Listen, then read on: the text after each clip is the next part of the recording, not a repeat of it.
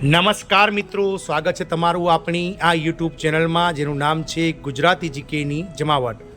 તો ગત 16 જાન્યુઆરીના રોજ નરેન્દ્રભાઈ મોદીની અધ્યક્ષતામાં મળેલી કેબિનેટ બેઠકમાં કેન્દ્રીય કર્મચારીઓ અને પેન્શનર્સો માટે 8મા પગાર પંચની જે રચના છે તેની મંજૂરીની મહોર મરાઈ ગઈ છે।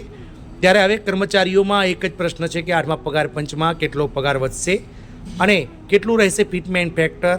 સાથે જ મિત્રો આ કર્મચારીઓનો પગાર જે છે તે 8મા પગાર પંચનું ગઠન ક્યારે થશે અને ક્યારે મિત્રો 8મું પગાર પંચ લાગુ થશે, એરિયસ કઈ રીતે મળશે અને સાથે જ જો 8મું પગાર પંચ કેન્દ્ર સરકાર દ્વારા રજૂ કરવામાં આવશે તો કઈ રાજ્ય સરકારો દ્વારા જે છે તે મિત્રો સૌ પ્રથમ 8મું પગાર પંચ લાગુ કરવામાં આવશે કેન્દ્રના ધોરણે। તમામ માહિતી સાથે આજના વિડીયોમાં આપણે ઉપલબ્ધ છીએ, તો વિડીયોના અંત સુધી તમે બન્યા રહો અને જો ચેનલમાં નવા હોવ તો અમારી ચેનલને તમે લાઇક, શેર, સબસ્ક્રાઇબ કરી બાજુમાં રહેલું બેલ આઇકોન દબાવી ઓલ નોટિફિકેશન ઓન કરો, જેથી કરીને ચેનલ પર મૂકવામાં આવતા વિવિધ ભરતીઓના નોટિફિકેશન, વિવિધ ભરતીઓના પરિણામ, જીકેના વિડીયોઝ તેમજ સરકારી કર્મચારી પેન્શનર્સ યોજનાઓને લગતા પરિપત્રો તમને અમારી ચેનલ પરથી સરળતાથી ઉપલબ્ધ થઈ જાય।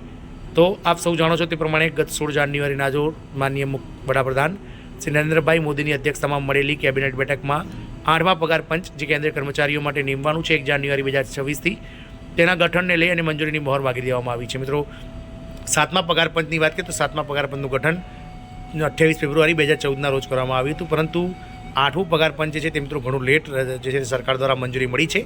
હવે આગામી માર્ચ મહિનામાં એટલે કે હોળીના તહેવાર પહેલાં સરકાર દ્વારા 8મા પગાર પંચની સમિતિની રચના કરવામાં આવશે। આ સમિતિ દ્વારા આગામી 1 થી 1.5 વર્ષ દરમિયાન દેશ આખો ખૂંદી વળવામાં આવશે અને વિવિધ કેન્દ્ર સરકારના કર્મચારી યુનિયન, પેન્શનર્સ યુનિયન તેમજ વિવિધ રાજ્ય સરકારોના કર્મચારી યુનિયનો અને પેન્શનર યુનિયનો સાથે ચર્ચાઓ કરી દેશના ફુગાવા, મોંઘવારી વગેરેનો અભ્યાસ કરી અને કેન્દ્રીય કર્મચારીઓને 8મા પગાર પંચમાં કેટલું બેઝિકમાં ફિટમેન્ટ ફેક્ટર વધારો કરવો તેને લઈ અને એક રિપોર્ટ બનાવશે અને આ રિપોર્ટ આ સમિતિ કેન્દ્ર સરકારને સુપરત કરશે। ત્યારબાદ કેન્દ્ર સરકાર દ્વારા આ રિપોર્ટ પર મિત્રો અભ્યાસ કરી અને કેન્દ્ર સરકારની કેબિનેટ બેઠકમાં સર્વસંમતિથી મિત્રો એક ફિટમેન્ટ ફેક્ટર નક્કી કરી અને આ કેન્દ્ર સરકારના કર્મચારીઓ માટે પગાર વધારો જાહેર કરવામાં આવશે। આપ સૌને જણાવી દઈએ કે 7મા પગાર પંચનું ગઠન 28 ફેબ્રુઆરી 2014ના રોજ કરવામાં આવ્યું હતું, જ્યારે જે કમિટી બનાવવામાં આવી હતી તે કમિટી દ્વારા 19 નવેમ્બર 2015ના રોજ તેનો રિપોર્ટ સરકારને સુપરત કરવામાં આવ્યો હતો અને સરકાર દ્વારા તેના નિયત સમય એટલે કે 1 જાન્યુઆરી 2016થી 7મું પગાર પંચ લાગુ કરવામાં આવ્યું હતું। હવે જ્યારે 8મા પગાર પંચનો સમયગાળો આવી ગયો છે ત્યારે કરોડો સરકારી કર્મચારીઓ પર પૈસાનો વરસાદ થવાનો છે, પગાર બમણો થશે, આ રાજ્યોમાં 8મું પગાર પંચ લાગુ થશે। મિત્રો 7મા પગાર પંચની વાત કરીએ તો 7મા પગાર પંચમાં કર્મચારીઓ દ્વારા 3.68 ફિટમેન્ટ ફેક્ટર માગવામાં આવ્યું હતું, એટલે કે બેઝિક પગારમાં 3.68 ગણો વધારો માગવામાં આવ્યો હતો, જ્યારે કેન્દ્ર સરકાર દ્વારા જે છે તે મિત્રો 2.57 ફિટમેન્ટ ફેક્ટર પર મિત્રો સહમતિ સધાઈ હતી અને સરકાર દ્વારા જે લઘુત્તમ બેઝિક પગાર હતા તે મિત્રો 7,000થી વધારી અને 18,000 રૂપિયા કરી દેવામાં આવ્યા હતા, એટલે કે લગભગ મિત્રો જે ફિટમેન્ટ ફેક્ટર છે તે 2.57 સરકાર દ્વારા સ્વીકારવામાં આવ્યું હતું। તાજેતરમાં કેન્દ્ર સરકારે 8મા પગાર પંચની રચનાની જાહેરાત કરી છે, જેના કારણે સરકારી કર્મચારીઓમાં ઉત્સાહનો માહોલ છે। આ કમિશન સરકારી કર્મચારીઓના પગાર અને ભથ્થાને ફરીથી રિશેડ્યુલ કરશે, તેનાથી અંદાજે 50 લાખ જેટલા કર્મચારીઓ અને 65 લાખ જેટલા કેન્દ્રીય પેન્શનર્સોને ફાયદો થશે। હવે સવાલ એ થાય છે કે કમિશનનો લાભ કયા રાજ્યમાં સૌથી પહેલાં પહોંચશે અને કયા રાજ્યના કર્મચારીઓ પગારમાં સૌથી વધારો થશે। તો કેન્દ્ર સરકારે તાજેતરમાં 8મા પગાર પંચની રચનાની જાહેરાત કરી હતી, જેના કારણે સરકારી કર્મચારીઓમાં ઉત્સાહનો માહોલ છે। આ કમિશન સરકારે કર્મચારીઓના પગાર અને ભથ્થાને ફરીથી શેડ્યુલ કરશે એવી અપેક્ષા છે કે 8મા પગાર પંચની ભલામણો 2026માં લાગુ કરવામાં આવશે।